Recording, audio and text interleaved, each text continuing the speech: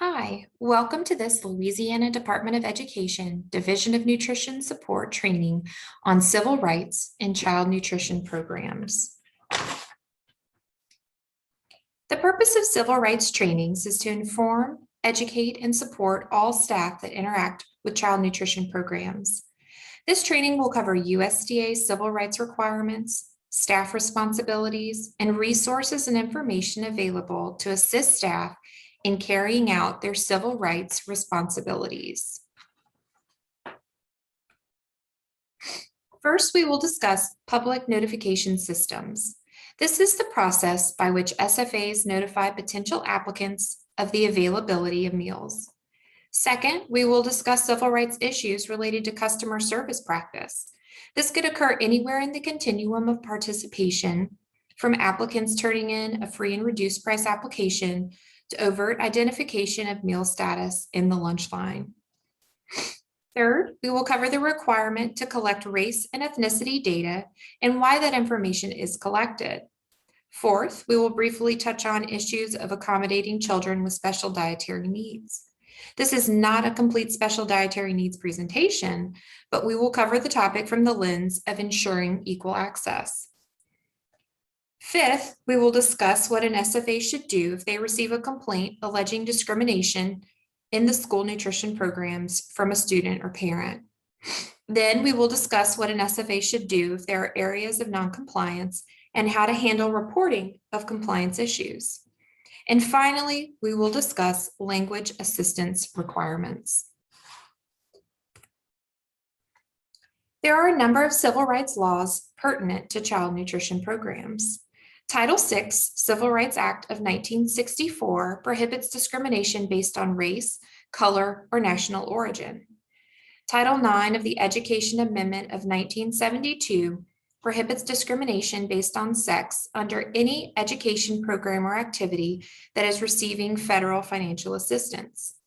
Even $1 of federal financial assistance brings the whole scope of federal civil rights requirements into play. And Section 504 of the Rehabilitation Act of 1973 prohibits discrimination based on a disability. Additional civil rights include the Americans with Disabilities Act of 1990. This prohibits discrimination based on disability in all services, programs, and activities provided to the public by state and local governments, except public transportation services. This was followed by the Americans with Disabilities Act of 2008, or the ADAAA. Age Discrimination Act of 1975 prohibits discrimination based on age in programs or activities receiving federal financial assistance. And the Civil Rights Restoration Act of 1987 prohibits discrimination based on race, color, and national origin. You can tell the theme in these laws is the basis for the classes, the protected classes in civil rights and child nutrition programs, which we will cover in the next few slides. Here are some other resources and authorities on civil rights and child nutrition programs for your reference. I'll draw your attention to FNS 113-1, which is titled Civil Rights Compliance and Enforcement, Nutrition Programs and Activities. This guidance covers the scope of civil rights in child nutrition programs. Discrimination is defined as different treatment, which makes a distinction of one person or group. This can be intentionally, it can be by neglect, or it can be by actions or lack of actions based on the protected classes. Examples of discrimination include giving one group or type of participants larger or extra helpings of food, such as giving boys more food than girls, separating genders, failing to provide children with a dietary disability an accommodating meal, or failing to provide program information to all potential program applicants. Protected classes in the child nutrition program are race, age, color, sex, national origin, and disability. These are the things we saw in the laws on the previous slides. This means that an alleged discrimination complaint will pertain to one of these areas. Civil rights training is required annually for all staff. This includes full-time staff, part-time staff, temporary staff, central office and site staff, and even volunteers. Documentation for civil rights training must be maintained for 3 years plus the current year. Documentation must include sign-in sheets, agendas, dates, and times of training. All civil rights training should be tracked on a training tracker tool, such as USDA's training tracker or Louisiana Fit Kids tracker. Civil rights training subject matter must include each of the following: the collection and use of data, effective public notification systems, complaint procedures, compliance review techniques, resolution of noncompliance, requirements for accommodations of persons with disabilities, requirements for language assistance, conflict resolution, and customer service. So first we'll start with public notification. All FNS assistance programs must include a public notification system. The purpose of public notification is to inform applicants, participants, and potentially eligible persons of the program availability, of program rights and responsibilities, of the policy of non-discrimination, and the procedure for filing a complaint. Through public notification outreach, SFAs are trying to ensure program access to as many potential participants as possible. Public notification must include information regarding eligibility, benefits and services, program availability such as hours and locations, applicant rights and responsibilities, procedures for filing a complaint, non-discrimination policies, and any program changes. Schools must notify the public annually of their participation in the program. Notification to applicants and participants must include information regarding program availability, program rights and responsibilities, the procedure for filing a complaint, and the policy of non-discrimination. The public notification system must include the following elements. Number 1, the public release. Schools must take specific actions to inform the public of their program rights and responsibilities and the steps necessary for participation in the program. Number 2, they must display the And Justice for All poster. Schools must display the And Justice poster in the correct size, which is 11 inches by 17 inches, in a prominent location where it's visible to all participants in the program. The poster provides the USDA address and phone numbers that the public can use to file a complaint if they think their civil rights have been violated. Applicants and participants must be advised of their right to file a discrimination complaint, how to file a complaint, and of the complaint procedures. If you have a school that needs an And Justice for All poster, please contact the state agency. Number 3, the non-discrimination statement. All informational materials, including websites used by the schools to inform the public about FNS programs, must contain the non-discrimination statement. Public notification can include methods such as internet and computer-based applications, newspaper, radio or television, letters, leaflets and brochures, bulletins, and be sure to convey the message of equal opportunity in photos and other graphics that are used to promote program information to applicants and participants. The media release must be provided at or near the beginning of the school year to local news media, the unemployment office, and to any major employers contemplating layoffs in the area. The media release must include the eligibility criteria for free and reduced price meals. For CEP schools, the media release should inform the public that school meals will be free to all enrolled students. It's at the discretion of the media if they decide to publish the media release. Another method of public notification is informational letters that inform households of program availability. Informational letters must be distributed by schools at the beginning of the school year by mail, email, or in person. Letters cannot be sent at the end of the school year for the upcoming school year. Therefore, they must be sent after July 1st, but preferably near the start of the new school year. As we previously stated, all SFAs must prominently display the USDA non-discrimination poster and Justice for All. The poster must be 11 by 17 in size. Posters should be displayed in each school and in a location that's easily visible to the students and to the public in the food service area. The USDA non-discrimination statement must be included on all forms of communication and program materials. Program materials include all public information and education. The long version of the non-discrimination statement is required on all documents pertaining to student eligibility, such as prototypes of letters to households, verification, and direct certification. The long version of the non-discrimination statement should also be used whenever possible or where space permits. The short version of the non-discrimination statement showed on the slide, "This institution is an equal opportunity provider," can be used if the document's too small and there's limited space, such as on menus or nutrition flyers. If using the short version of the non-discrimination statement, a 9-point font is required. This is the long version of the non-discrimination statement. We do keep an updated statement on our C&P homepage. And this is the long version of the non-discrimination statement in Spanish.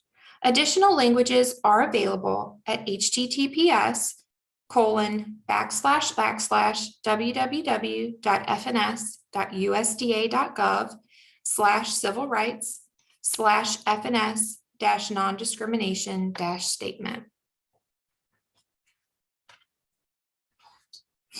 There are a couple of requirements when printing the non-discrimination statement. The first printing requirement is that the wording for either statement cannot be changed.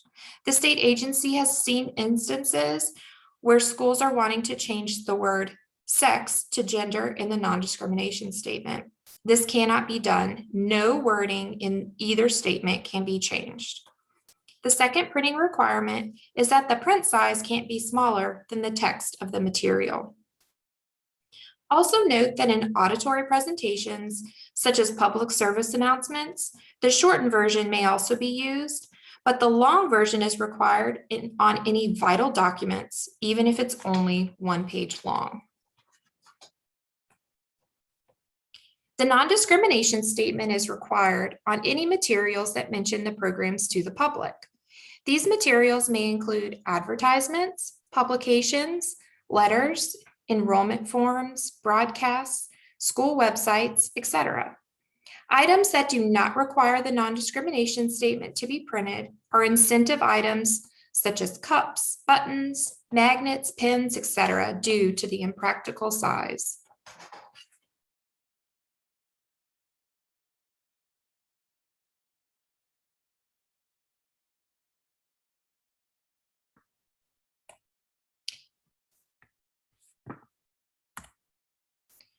Customer service is defined as effectively communicating with customers, responding to the customer's needs, valuing the customer's worth, and instilling excellence through courtesy, confidence, and enthusiasm. Treating customers with respect and dignity through excellent customer service saves you time and minimizes opportunities for complaints and angry customers. All students must be allowed equal opportunities to participate in child nutrition programs, regardless of race, color, national origin, sex, age, or disability. All participants of the child nutrition program must be treated equitably. In order to reduce the risk of a civil rights discrimination complaint, ask yourself the following questions each time a participant comes to your program for services. Number 1. Am I treating this person in the same manner that I treat others? Number 2, have I given this person the opportunity to ask questions?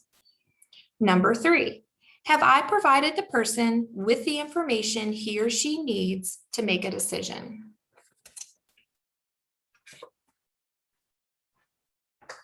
During meal service, all students within the same grade grouping must be offered the same menu selection regardless of their eligibility, sex, national origin, race, color, age, or disability.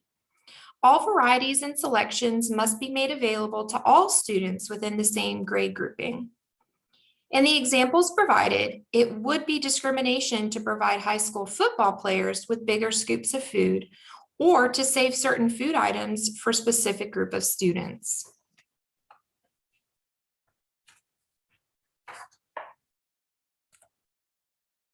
USDA policy prohibits the denial of meals as a discriminatory action, as a disciplinary action rather, against any student who is enrolled in a school that participates in a child nutrition program. It also prohibits requiring a child to work for or earn their meal. Identifying information must not be used for any purpose other than determining and verifying eligibility for free or reduced meals. Overt identification should be considered in different situations beyond the application process. This includes at the point of service, where other students may see eligibility statuses on the cashier computer screen.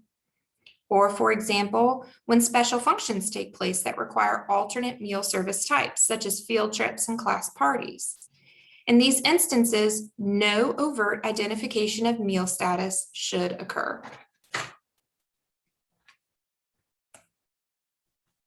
In no way is an SFA to impede with a customer's right to file a civil rights complaint. However, most conflicts are easily resolved by using appropriate tools. Conflict resolution consists of useful skills to assist with the solution of complaints. These skills include, number one, using a win-win approach. This can change the conflict from an attack and defense to cooperation and avoid the desire to blame. Number two, use a creative response to improve the situation. Number three, demonstrate empathy. Help others feel that they are understood by being an active listener. Number four, appropriate assertiveness. State your case without arousing the defenses of another person. Remember to use I statements to communicate your feelings directly. Number five, manage emotions. Stick strictly to the facts of the complaint and communicate your feelings directly. And number six, have a willingness to resolve. Identify barriers to a resolution and overcome those barriers. Avoid repeating the situation. If the complainant persists with their complaint, direct them to file their complaint with USDA's Office of Civil Rights.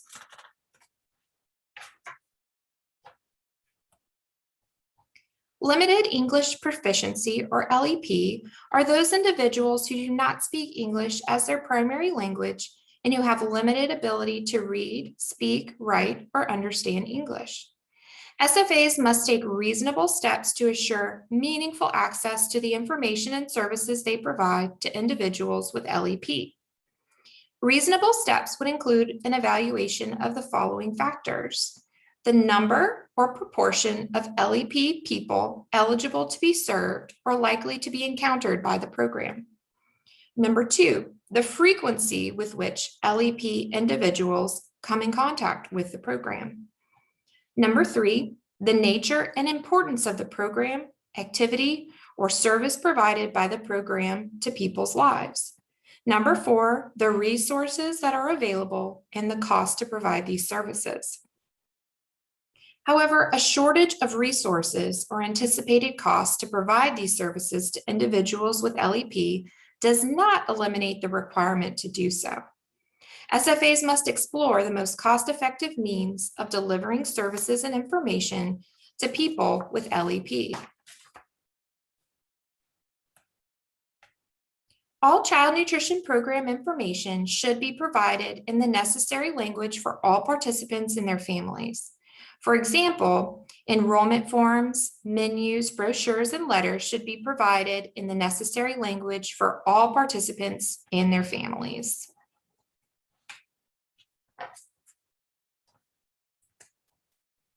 Language interpreters can be helpful when dealing with someone with limited English proficiency.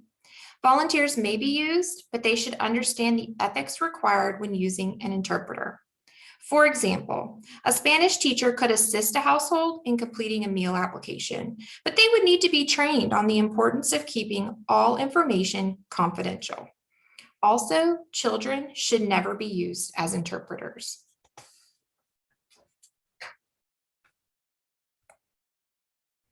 All schools that participate in a USDA child nutrition program must have a system to collect the racial and ethnic data of program participants in accordance with FNS Instruction 113-1. This data is used to determine the state's compliance with federal civil rights laws.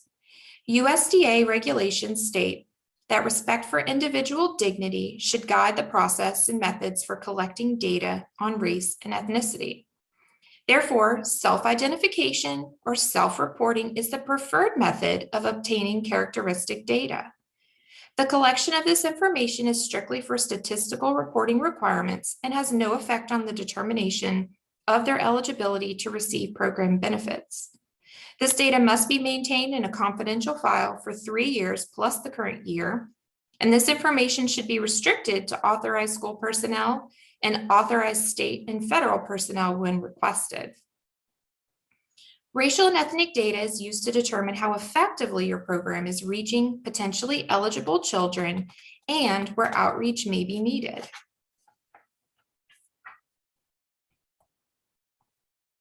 Ethnicity is broken down into 2 categories: Hispanic or Latino, and non-Hispanic or non-Latino. The racial categories include American Indian or Alaska Native, Asian, Black or African American, Native Hawaiian or other Pacific Islander, and white. A person may identify as belonging to multiple race categories, but will only fall into one ethnicity category. Each participant has one ethnicity assigned to them and can have multiple race categories assigned to them.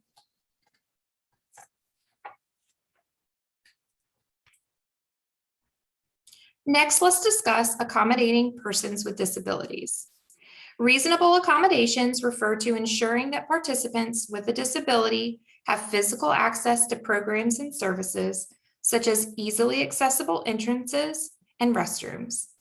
A school is required to provide food substitutions or modifications for a student with a dietary disability.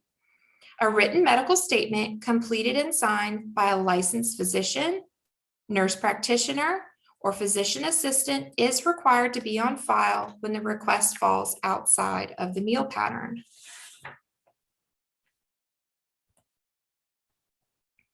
Meal pattern modifications within the meal pattern do not require a medical statement. Meal pattern modification outside of the meal pattern do require a medical statement provided by a licensed medical provider. Again, in Louisiana, a licensed medical provider includes a medical doctor, a physician assistant, or a nurse practitioner. The medical statement must include information about the child's impairment and how it restricts the diet, an explanation of what must be done to accommodate the disability, and the foods to be omitted and the recommended alternatives. Please note that a diagnosis is not required. If the medical statement does not fully explain the modification needed, the SFS should contact the guardian for additional information. As a reminder, receipt of clarification should not delay the modified diet. Again, modifications within the meal pattern do not require a medical statement, but modifications outside of the meal pattern do require a medical statement. For instance, if a child cannot have milk, that would fall outside of the meal pattern since milk is a part of every meal. Therefore, if a child can't have milk, they would need a medical statement written by a licensed healthcare provider in order to receive a reimbursable meal. That medical statement would require the food to be avoided, which would be milk, the recommended substitute, which may be an alternative milk, water, or juice, and a brief explanation of how the exposure will affect the child, such as the child will have gastrointestinal upset if they consume milk.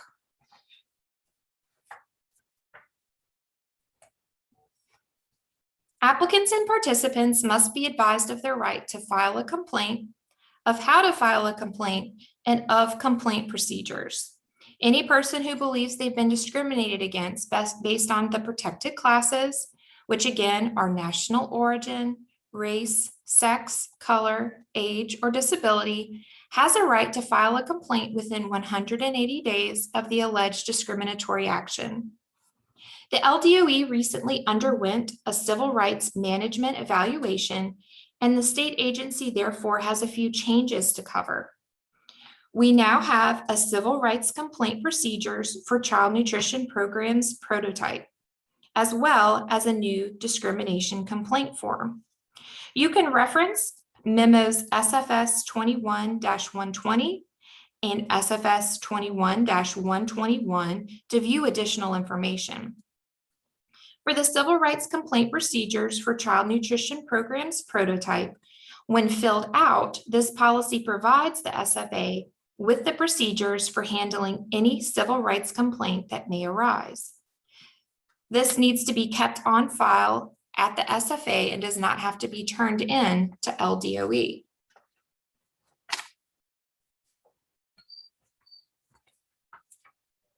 Complaints may be written, verbal, or observed. A complaint may also be anonymous. Anonymous complaints should be handled in the same way as any other complaint. If the complaint is verbal and the person alleging discrimination is not inclined to put the allegation in writing, the person to whom the complaint was made must write up the complaint on behalf of the complainant.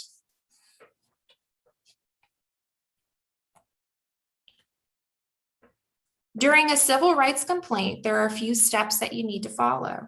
The first step is to document the complaint and make an effort to obtain the following information: the name, address, and phone number of the complainant, the specific name and location of the entity delivering the benefit or service. So that might be the SFA and which school it occurred at. The nature of the incident, action, or method of administration that led the complainant to feel discriminated against, the basis on which the complainant feels discrimination exists. Remember, when filing these complaints, it's going to fall into one of the protected classes: race, color, national origin, sex, disability. The names, titles, business addresses, and phone numbers of persons who may have knowledge of the discriminatory action, and the date or dates during which the alleged discriminatory actions occurred, or if it's continuing, the duration of such activities. And then, according to the prototype, which each SFA will fill out and keep on file, all complaints should then be forwarded directly to USDA. The second step for civil rights complaints is to contact USDA. All verbal or written complaints must be forwarded to the Civil Rights Division of USDA Food and Nutrition Services within 3 days of receiving the complaint. And the third step in civil rights complaints is to maintain the documentation. All civil rights documentation should be kept at a central location and should be maintained on file for 3 years plus the current year. A few civil rights reminders. USDA Regional Office is responsible for the review of state agencies, such as the management evaluation and civil rights that the state agency recently undertook. Number 2, the state agency is then responsible for review of the school food authorities. State agencies must report any significant findings to USDA. SFAs must receive pre-approval visits to ensure that compliance with civil rights is being met before receiving federal funds. And access to complaint information shall be limited to or controlled to ensure confidentiality. Compliance is assessed through administrative reviews. You may note here that this is the new version of the discrimination complaint form. It can be located under the civil rights portion of the website. If you go to the child nutrition homepage, click on Memos and Resources, then click on School Food Service, then look under the Civil Rights section, which is on page 1. This and the policy that was listed earlier can both be found here. When an individual wants to report a discrimination complaint, child nutrition staff should have as little involvement as possible with the complaint process. All staff must be trained on civil rights and this civil rights complaint form. The form must be available at all sites. Staff should allow individuals to file their own complaint with as little involvement as possible. Again, when this form is turned in, it will be according to the policy or procedure template that was mentioned earlier that the SFA is going to follow.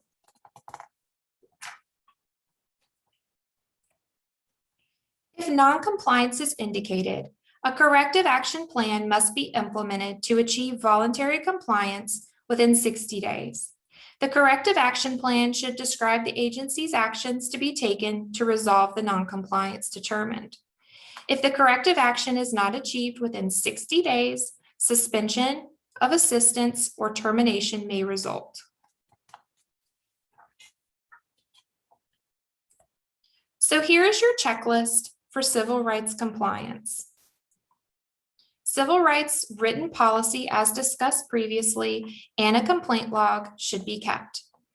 All staff and volunteers must be trained annually in civil rights.